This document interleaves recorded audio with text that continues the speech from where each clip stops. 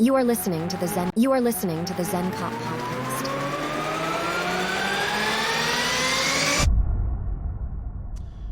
Guys, welcome back. Thanks for listening. Mac Ron, Zen Cop here. This episode is going to be a little bit different. This will be episode 20 of the Zen Cop podcast. It's 20 on Spotify, but there's more on YouTube. So if that's confusing, I apologize. But I was uploading episodes before I was on Spotify. I was uploading episodes on YouTube, and then from the crossover, just kind of started it with number 1, and ultimately this is 20. And 20 is going to be part of the Christmas special, I guess. It's going to sound a little different.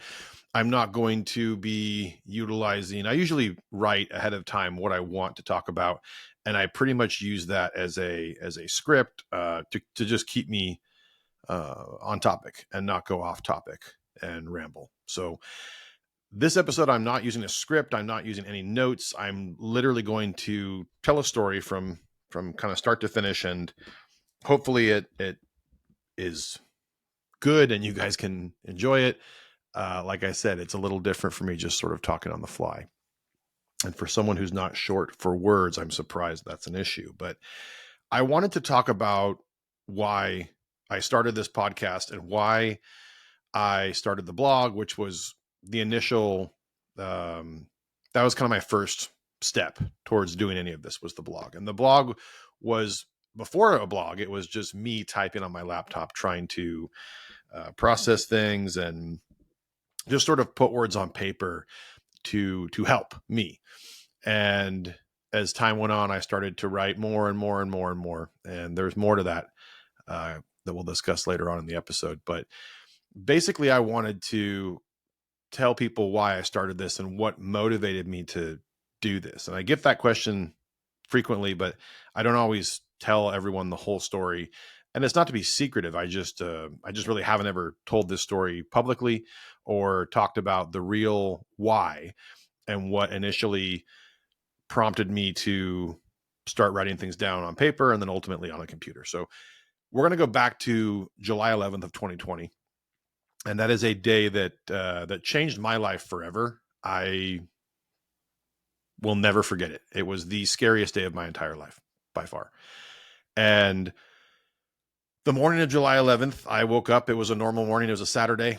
And my birthday was in a few days after that. And I would be turning 35. So we decided to go to Joshua Tree. That was the trip we were going to take in July. I know that's kind of crazy, but we didn't really have very many options. And it was kind of on a whim. We just decided, hey, let's go to the desert and we'll get a nice little Airbnb with a pool. And with all the stuff we had going on with 2020, it was one of those things where I think we were just ready to get out of the house and go do something as a family and have fun. So that was planned a few months before.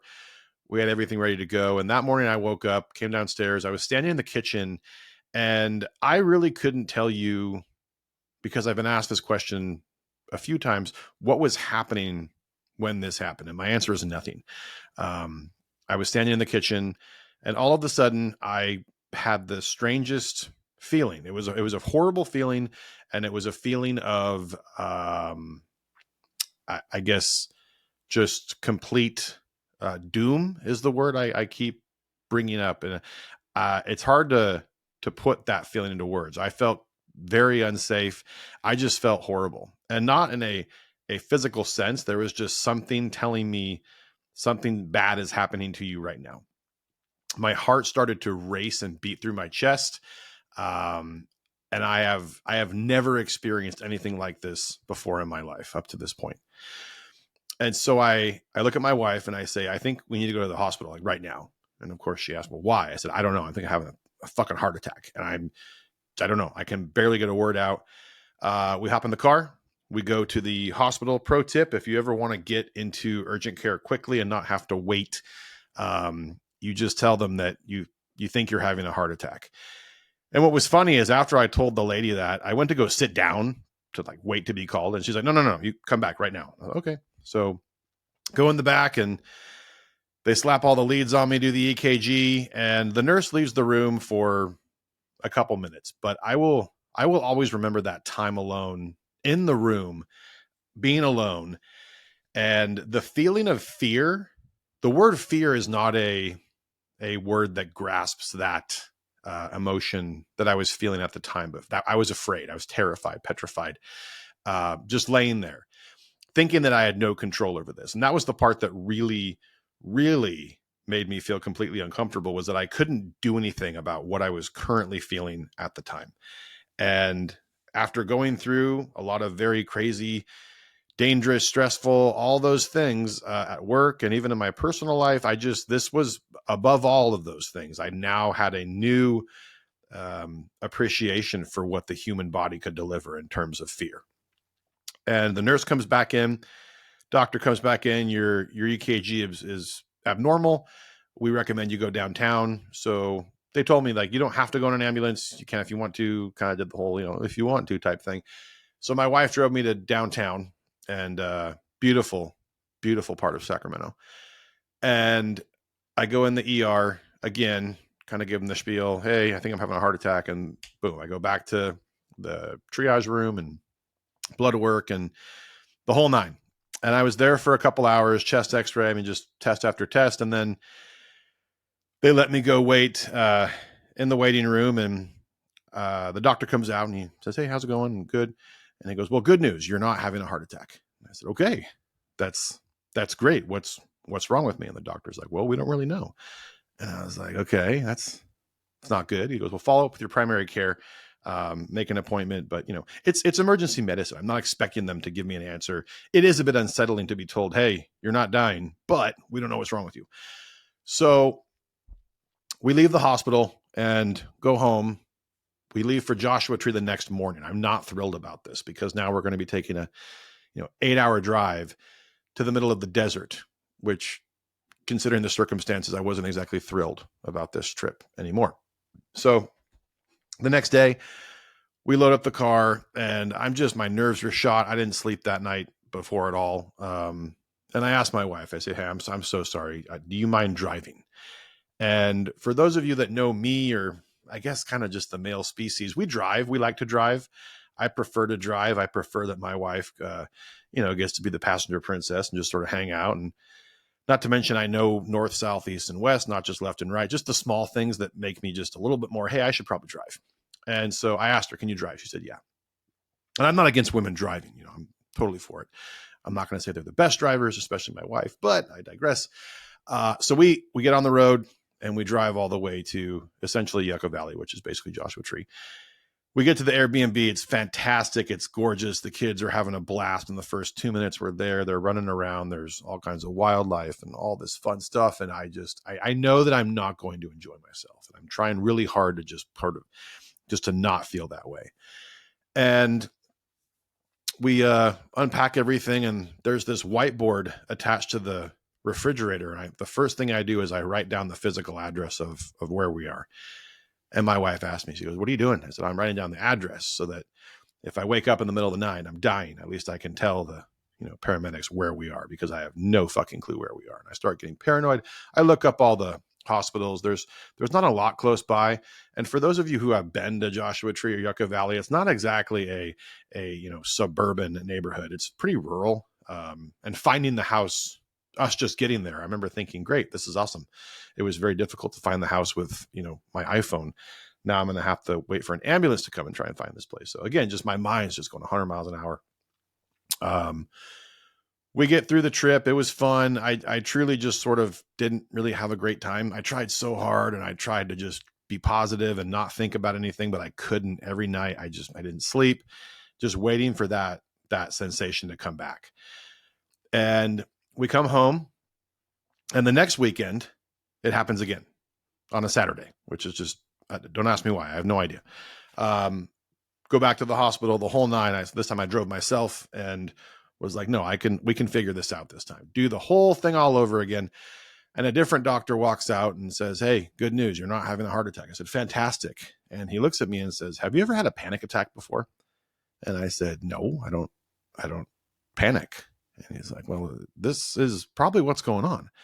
And I said, well, that doesn't make any sense. Like, I'm not panicking. I'm not worried about anything. I just didn't get it. And he said, well, panic attack symptoms are pretty linear to heart attack symptoms minus the actual heart attack. So this might be what's going on. What do you do for a living? And I said, oh, I'm a cop. And he goes, well, that's that. And I was just kind of like, what do you mean that's that? He said, well, high stress, all this other stuff combined. He's like, that's just what happens sometimes. Happens to a lot of you guys. I remember thinking, I never heard that before. I never talked to anyone. No. Okay. So regardless of the immediate, you're not having a heart attack, there were concerns obviously over some of the symptoms I was having. So I followed up with my primary care, and I've been seeing this doctor for a very long time. And he kind of told me, he's like, yeah, this can happen. And I was like, well, what do you mean this can happen? He's like, yeah, this happens a lot. It happens to a lot of cops. I was like, who are all these police officers that this is happening to? I've never heard it happen before to anybody else that I knew. But so he says we still have to run through some tests and all that stuff. So we did a Holter monitor. We did a lot of blood work and, all these tests. I had a heart CT, nothing. My heart is fine. There's nothing wrong with me. I keep getting told there's nothing wrong with you. There's nothing wrong with you. When you're dealing with something that you can't identify or a potential disease that is unknown, check boxes are great. But when you're mentally not willing to, when you really want the answer, you're going to forego all those things as negatives, right? And that's a bad space to be in. And I remember I had this particular spot on my chest that would hurt more than another. And it was on my right side. And so he said, yeah, we should probably do a mammogram. And I was like, a mammogram for what? And he said, well, a mammogram to rule out cancer. That could be a possible, something that's going on. And I was like, oh my God. So I went and got a mammogram. I go in the room, and ladies, if you're listening, it's quite the experience. I commend you guys for going in there and doing that. But they grab my pec breast and smash it in this plastic thing. And it's a pretty quick scan. And the nurse or the technician just suddenly goes, oh, and she just kind of leaves the room. And I'm like, what? And that freaked me out. Did she see something? Like, is this that bad? And she's gone for 15 minutes. And I'm sitting in there, I'm freaking out thinking, oh my God, I have breast cancer. My coworkers will be polite for 15 minutes and then it'll be on, man. There's going to be pink stuff everywhere. They'll breast cancer aware. I mean, it's not going to stop. Cops are relentless. Even after, something serious happens, it's just in our nature. And then the doctor and the nurse both walk in. He goes, oh, congratulations. The scan's clear. You can go. And I said, okay. Well, I was like, sorry, we had an incident in the lobby. Some woman fell, so we had to run out there and help her. Okay, great. And so I leave the mammogram room and I walk by the ultrasound tech who asked the doctor, ultrasound? And the doctor says, no ultrasound. And she kind of claps and goes, yay. And I'm like, yeah, yay, whatever. And I leave the office and I walk out in the waiting room. And as I'm walking through the waiting room, I see a bunch of women, most of which look like they're essentially dying of cancer. Scarves on their head and jaundiced skin, just not good. And as I walked through the lobby, I was like, okay, that's why the ultrasound tech was happy. I didn't have to get an ultrasound because my scan was clear. And that was sort of a reality check for me where I was like, you know what, maybe I should be a little more appreciative of the fact that nothing is wrong with me, right? That I can't find the thing that's wrong with me, but hey, I'm not dying of heart failure. I don't have cancer. My blood work looks great. All these things that I'm just sort of discounting because I can't figure out what's wrong with me. So I started to think, okay, maybe I can figure out a way to, utilize the positives right now and then just keep moving. But for anyone who has ever experienced anything like this before, that it's not as simple as just, hey, stop thinking about it. It becomes obsessive. It becomes a living part of you that is impossible to turn off unless you put in a lot of work. And I mean, a lot of work. And so July, August, September rolls around and my doctor, very helpful, but kind of just gave me the, drink less, sleep more, exercise, drink lots of water, and avoid stress as much as possible. That last one made me laugh. It's like, how am I supposed to do that? And I can control a lot of things in my life, but there's a lot of things that I also can't control. So I started to think, okay, can I capitalize on the things that I can control, which was at the time pretty minimal, and then try to somehow negotiate the things that I could not control and try to negotiate them in a way that would make them less stressful. So, but I'd be lying if I said the months leading into the fall were some of the hardest of my entire life mentally. I could not turn off whatever was inside my head. And I only told a few people about what was going on. I think maybe a handful, maybe three. And even then I was pretty vague. I told my supervisor at the time, who I trusted very much and still do. And I just said, hey, look, this is what's going on. I'm not really sure what's going on, but this is what I'm dealing with. And, of course he was very supportive. You need time off? No, I'm good. I'm going to figure this out. Don't know what it is, but here we go. And I told a couple of coworkers, but didn't tell a lot of people. And I didn't like having to try and explain what it was, because that was what's going on? I don't know. But there was one coworker in particular who told me, he's like, oh yeah, those are horrible. And I was like, you've had a panic attack before? And he's like, yeah. I used to have them all the time. And it was, oh my God, debilitating. And then I started to talk to a few more people. And pretty soon I started to realize that this was not a uncommon thing. And the word that cops, I think, used to use was nervous breakdown. Now, panic attack, whatever verbiage you want to use, they're kind of one and the same. They're out, but everything's kind of different too, because no one panic attack for any person is going to be the same for someone else, if that makes sense. Kind of a word salad of saying, individual experiences will be different, and they are. And as time went on into the fall, I saw myself really just getting bad with the unknown and not knowing what was going to happen to me, and just wanting it to be gone. Whatever was in my head, I wanted it to be gone.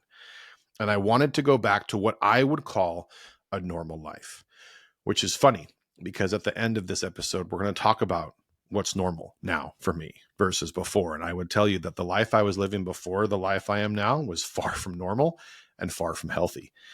And in September in particular, I woke up one morning and I had EVOC training. For those of you who don't know, it's emergency vehicle operations course. It's just where you kind of simulate pursuits to drive around fast, blah, blah, blah. Checkbox for your post-training for the year or 2 years, however often it is. And on my way to the training, I was at an intersection, and I don't know what happened.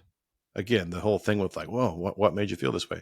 It wasn't a panic attack, but it was this feeling that was disgusting. Decay, rotten are the words that come to my mind when I think of this. Just a festering, nasty, worst thing ever. And I was just like, what is going on? What is this feeling that I'm having right now? I did not like it. It was making me nervous. I didn't know how to work through this. And I remember thinking I was very nervous that I was wearing a gun. I was nervous that there was a gun in the car. And I even thought about pulling over and putting the gun in the trunk and then finishing the drive. But I thought I was so scared to even touch my gun. That's the closest I've ever been to what I would think are maybe suicidal ideations. And that was a pretty scary moment to experience. And thankfully, that was the one and only time in my life that has ever gotten to that level. Now, for anyone else who has been through that before, or more importantly, if we look at the aspect of suicide itself, it sort of gave me a taste, a literal mental taste of what other people have gone through. And it made me, for a long time, and still to this day, I kind of go, okay, I get it now. I had a small sip of whatever concoction is needed to kill yourself, and it did not taste good. And for anyone else who has ever been in that position or close to it, you know exactly what I'm talking about. So I took all of that and just sort of put it away. I did some breathing in the car, got to EVOC, and oddly enough, I drove around for the day, and maybe it was the adrenaline dump or something, but I felt fine afterward. And I remember driving home, that the sensation was gone, and thinking to myself, like, man, is that what that is? Is that what that feels like? And I didn't tell anyone about that, including my wife, for a while, probably months before I even brought it up to my wife. And then since then, I don't think I've told maybe a couple people about that, but that was just a quick introduction to what I would refer to as the upside down or the other side, where we think about where people go mentally in some of the most challenging and painful of times, where we can end up mentally.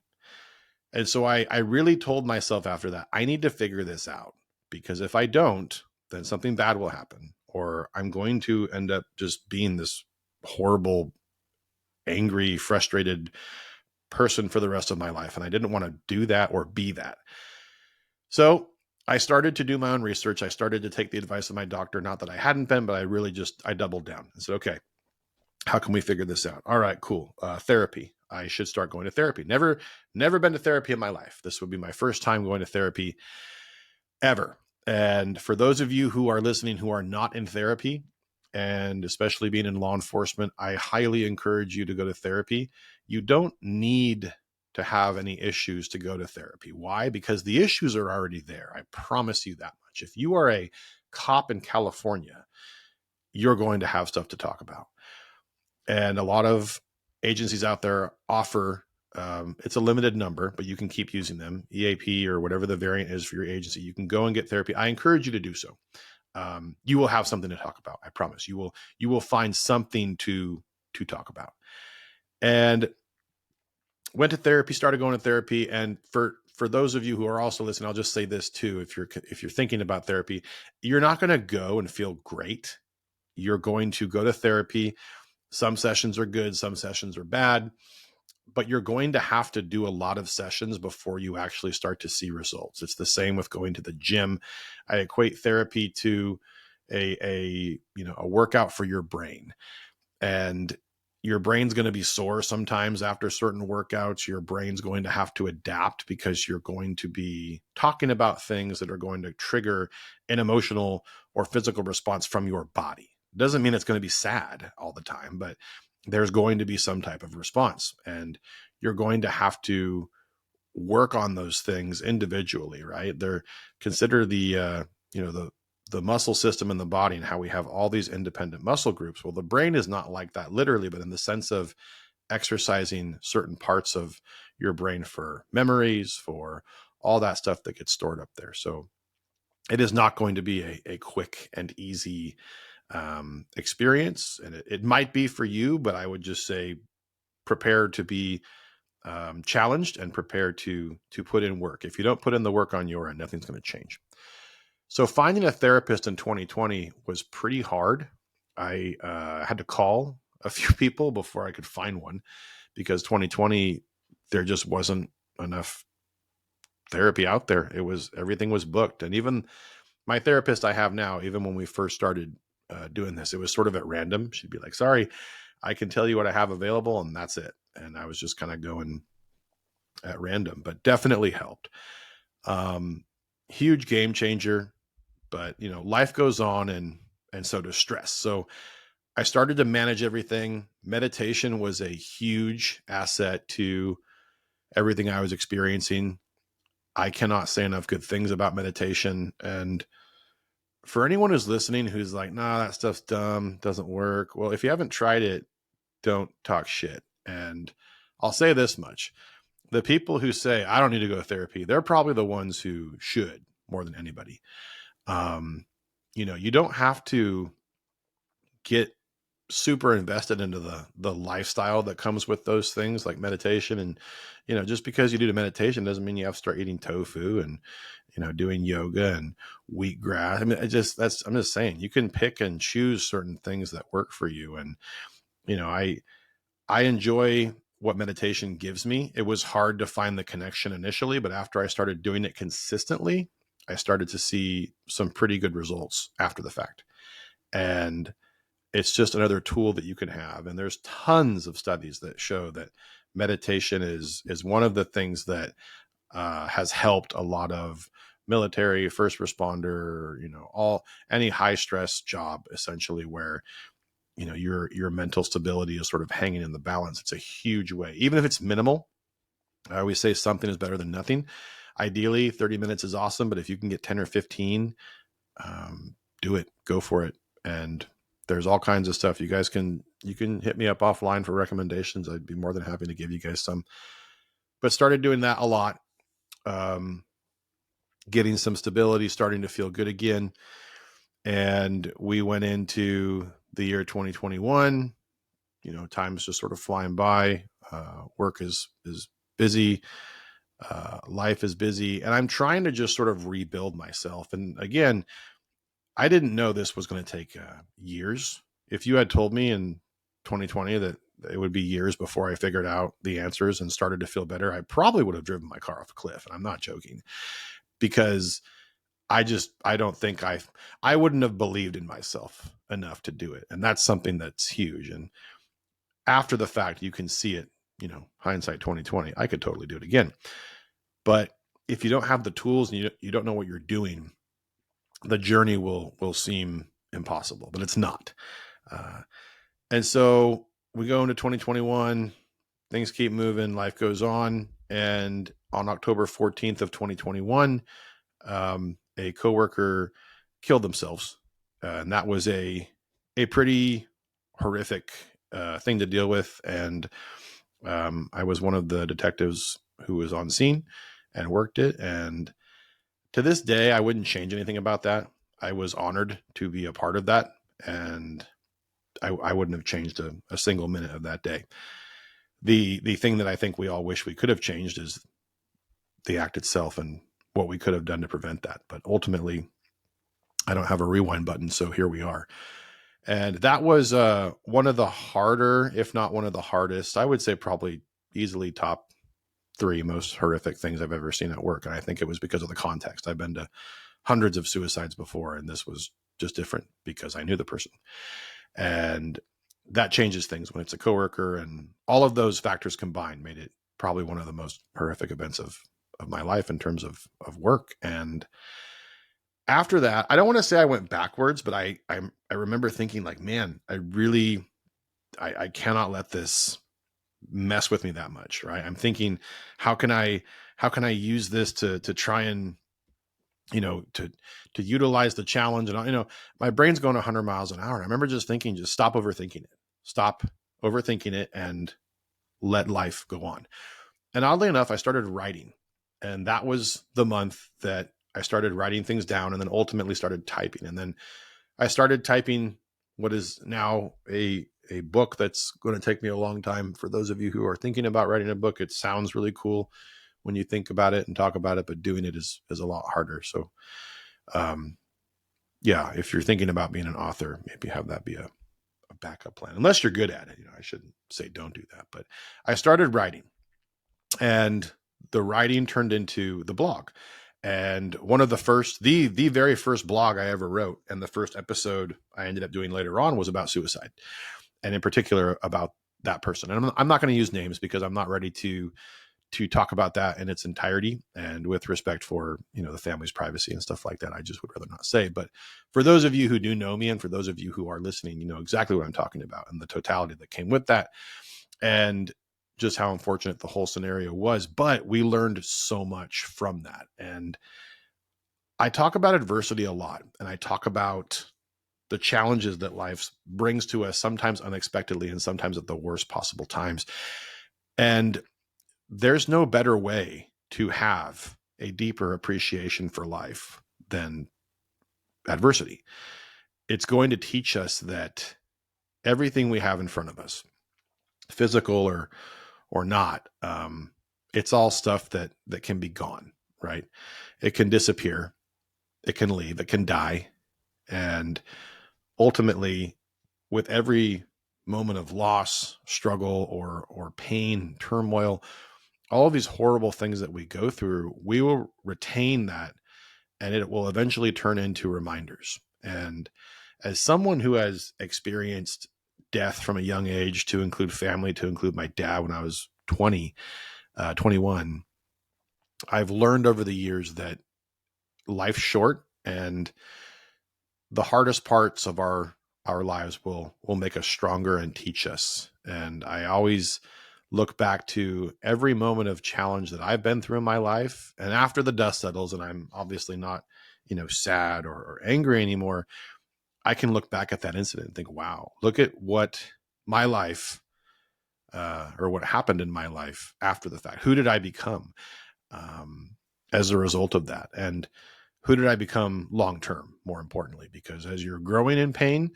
you're not going to be the best version of yourself, because you're just sort of shedding that skin, that exterior that's going to eventually be a previous version of yourself as you move forward. And now you're a little bit stronger, a little bit smarter, and a little bit faster. And if most people understood that concept, if they understood what adversity would bring, they would probably be a lot less apprehensive when it came to a challenge or something that would make them uncomfortable. So I started to use that energy in writing, and ultimately started the podcast. And I just said, how can I try to give back? How can I help? Right. And I'm already kind of that person who I've been doing that my whole life, I think. And I've always been told, hey, you're just someone that I like talking to, or I appreciate you listening. And there's a lot of people who have confided in me over the years, who ask my advice. And I genuinely, I'm not saying that to brag. That's my personality. And I'm proud to be able to do that. And as a result, I feel like if I can capitalize on that and expand it even farther, well, great.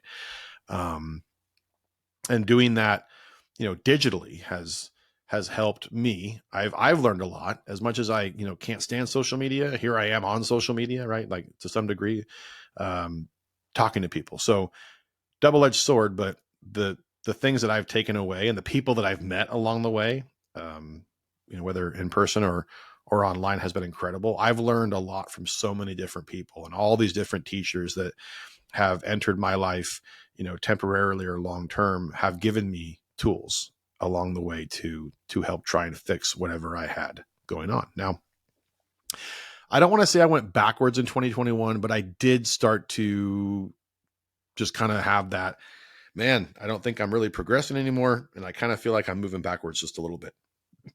Excuse me. And that did not go over well with me, because I was really afraid. I kept telling myself, 30 days, just keep being a better version of the person you are now, or stay the same, but, some small progress, just don't move the other direction.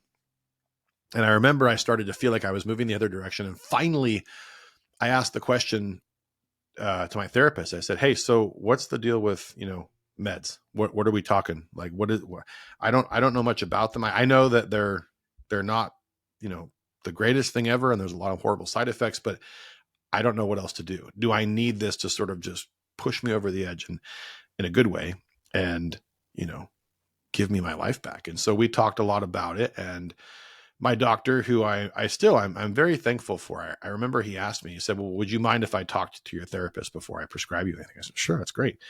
So they talked on the phone, and they started me on Lexapro. I started taking Lexapro. Getting on Lexapro was a horrible experience. Side effects were all there, not good. And once I was on it, the way that I describe it, and you can't see me in person, obviously, but I have my hand high and I have my hand low. I'm not here or here, I'm here. And when I say here, I'm just right in the fucking middle, just right there. I didn't feel happy. I didn't feel sad. I just felt here. So the way Lexapro works, and I don't want to get into the science behind it, but for the literal sense, is it just sort of can make that portion of what you were thinking go away. It makes the anxiety go away. And it was pretty neat, because a lot of the physical symptoms that I would get with stress weren't there when I was on Lexapro. So that was a huge checkbox for me to go, okay, I'm not crazy. My brain is capable of giving me physical symptoms that will make me feel completely fucking horrible. That was neat. And I liked that those symptoms went away. Totally, if I had to say worth it, that was probably the one thing that was worth it. What was not worth it was essentially being a zombie, just kind of not really feeling good. It was not it did its job. So after about I would say 9 months of being on it, I told my therapist and my doctor, hey, I think I'm good, and I don't like this anymore. And I'm a pretty, I guess, upfront person when it comes to talking to my doctor and my therapist, and I'm just very just try to be as real as possible. Hey, this is how I'm feeling, and they both said, "Cool, like that sounds like it's done its job and it's run its course." And so I titrated off of Lexapro, which was even worse than getting on Lexapro for about a month and a half. I really don't know how to put it into words. It was just weird, brain snaps or brain flashes, all that stuff. But once I got off of it and you start to feel, okay, I'm getting normal again. That was it felt good. And I said, cool. I gave it a shot. It helped. And now I'm moving on. And I'm not saying that you have to get off meds if you're on meds. If you're on meds and they're working, by all means, do you. The one thing that my doctor told me that I say frequently is, you know your body. And if there's something that your body is telling you, you should probably listen. It's one of those things where it won't lie to you. And I think my body told me, like, hey, I think we're good. We can probably try and just do this without the meds. So got off the meds and felt great. To this day, fast forward to present time, I still I don't want to say I'm fighting it anymore, but I'm definitely still learning. I'll say learning, because this journey at the end of the day was an amazing one. And after everything I've been through, the horrible bad things and the experiences and all of the stuff that essentially changed my life forever, I'm grateful for every single second of all of it. And if you ask me why, well, if I didn't have this experience, I would still be the same person I was on July 10th of 2020. And that person wasn't as strong as the person I am today, as the person who's talking to you now, the person I am today. Um, it's a different, and if you talk to people who know me, they notice a physical and mental difference from there to here. I'm not perfect. I'm going to have good days and bad days. And after you go through something like that, the bad days they get sort of they're just a little bit more noticeable. But as long as you have a plan, if you can work through it, it's all doable. And the lesson that I learned, among a variety of others, is that the human brain is capable of so much. And I've talked about this in previous episodes and some of the posts I've done on Instagram. The human brain can torture you. It can literally just tear you apart from the inside out if you're not careful and if you don't take care of yourself. And once you cross over into the upside down, the other side, it's really hard to come back. And as long as you come back knowing that you'll never be the same again, you'll succeed. But if you try to go back, and again, the word normal, right? What is a normal life? Well, I don't know. For me, my life is a new normal now. And I look back and I used to say, I just want to feel normal again. I just want to feel normal again. But before this incident, I don't really know if I'd ever want to be that person again. So what was normal? Normal for me back then was someone who wasn't identifying their stress, someone who wasn't taking care of themselves, someone who was drinking too much, someone who was not the best version of themselves, not the best dad, not the best husband. I could have done so much more, but I did not. And that was normal. So to say I want to be normal again, no, I should probably say something to the effect of, I should be the best version of myself possible, regardless of what's going on at the moment. And adversity will always be the one and only thing in our lives that will introduce chaos. It will introduce pain, suffering. But after you experience those things and you see the benefits of what it gives you in the long term, I think you would also feel grateful. But, if I'm talking to someone who's never really experienced that, well, you'll probably be listening to me and saying, well, this guy sounds nuts. Why would I ever want anything bad to happen to me? It's not that you want bad things to happen to you, but you should at least try to introduce some type of challenge in your life. And adversity doesn't necessarily have to be a huge catastrophic event, right? It can be small things. It can be things of, trying something different, or maybe even more so importantly, trying something that was scary. Sort of a face your fears thing, but not like a literal fear. Like if you want to go bungee jumping, fine. I'm talking more like challenging yourself and trying to do something that you thought maybe you wouldn't be able to do, but then you shock yourself and you do it. All that stuff can definitely help long term. And I don't know. I kind of feel like I just rambled for 45 minutes, but I hope that it was something that explains my journey and explains the reason why I'm doing this and why I'm trying to put out messages of positivity and to put out messages of, hope, and just hoping that if there is someone out there who went through what I went through, that this makes sense. And if you're going through it right now, I don't want to scare you with a timeline, because I can't say it'll take months or years. I don't know. It's up to you. But the thing that has helped me the most since this incident happened and my journey after the incident, the words that I will leave you with are: everywhere you are is exactly where you're supposed to be. Good, bad, or indifferent. That's just where you are. And you can't change it, literally, physically, however you want to interpret that. But you're supposed to be here. You're supposed to be in this position. You're supposed to be in this moment or this time of your life that's challenging. It's not always going to be, the easy road. And the easy road is easy for a reason. If we were to take the harder, less traveled road, it's because there's challenges along the way that make it the hard road. But I really can't speak highly enough of the hard roads and what they will bring for your future. So guys, thank you. If you enjoyed this episode, please drop a rating below. If you have any questions for me, I didn't want to turn this into a name drop or plug for a bunch of stuff that I've used or done along the way. But if you have specific questions, or if you want recommendations for certain things that have helped me, you can send me a message on Instagram or email, which is thezencop@gmail.com, or you can post them in the comments section for the YouTube listeners. But guys, thanks for listening. I hope you enjoyed this, and this will be my last episode before the new year. I will be taking next week off to myself to spend time with family, so there will be no episode next week, but I will be back for the new year, and hopefully you guys have a fantastic holiday. Spend time with your loved ones and make sure that we get good quality time with them, because we don't always know how long they will be here. So guys, have a Merry Christmas. And again, thank you for listening, and thank you for all the support. It means a lot. See you next time.